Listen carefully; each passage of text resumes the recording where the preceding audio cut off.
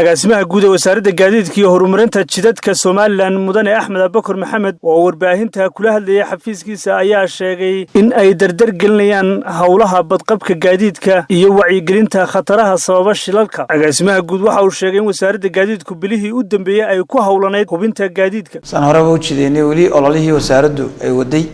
laga hortagay markaa shilalka lagu eegay badqabka gaadiidka laguna hubinayay markaa shuruucda wadamaristo dhan la hubiyay soodiba u socdaan dhamaan gobolada iyo degmooyinka iyo mas'uuliyiinta ka howlgaladana waxaan halkan fariintan ugu diranaa tahay inay sidoo ugu dhaqmaan dadkuna runtii ay shuruucda ilaaliyaan. Agaasimaha guud ee wasaaradda gaadiidka iyo horumarinta jidadka Soomaaliland waxa kale oo uu sheegay in aan dalka laga soo dejin karin gaadiidka basaska ee dhinaca qaldan albaabka ku leh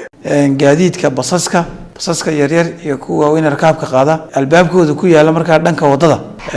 lama ogola markaa la soo geliyo dalka ay soo degaan markaa taa laga taxadiray maadaama dadkan u sidaayiin markaa dad rakaab shacab oo qaadayo iyadana mamnuuc si hore markaa digreeto wasiirka ku soo baxday lama ogola mana soo deey karaan. agaasimaha guud waxa kale oo wargelin u diray geerashada farsameeya gaadiidka macdaarada gaadiidka iibiye isagoo geerashada faray in aanay ogolaansho la'aan dhalangadii karin gaadiidka sida midabka qacaayadaha maadaama oo xogta baabuurtu ay ku kaydsan yihiin wasaaradda gaadiidka. macradada iibiye markaa gaadiidka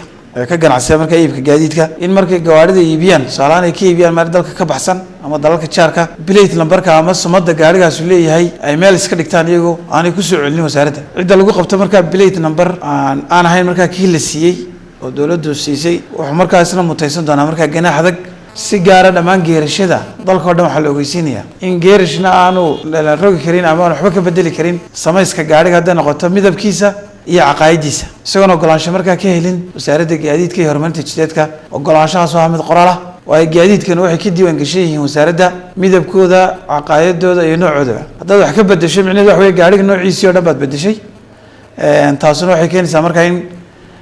astaamihii gaadiidka ku diiwaan gashanaa gaarigaas uu isbedelo. ugu dambeyntii agaasimaha guud ee wasaaradda gaadiidka iyo horumarinta jidadka Soomaaliland waxa uu wargelin u diray hay'adaha maxalliga ah iyo kuwa caalamiga ah isagoo oo ku wargeliyay in hay'adahaasi aanay iskood u xaraashi karin gaadiidka maadaama oo qaranku cashuur dhaaf u sameeyay sidaasi daraadeedna waxa uu agaasimuhu faray in ay ixtiraamaan shuruucda dalka gaadiidka dalka kula soo degaan marka hore waa cashuur dhaaf ku yimi gaadiidkaas aan markaa la iibin karin isla markaana aan sifa kale loo isticmaali karin iyadoo aanay ogolaansho rasmi markaa wasaaradda gaadiidka laga helin.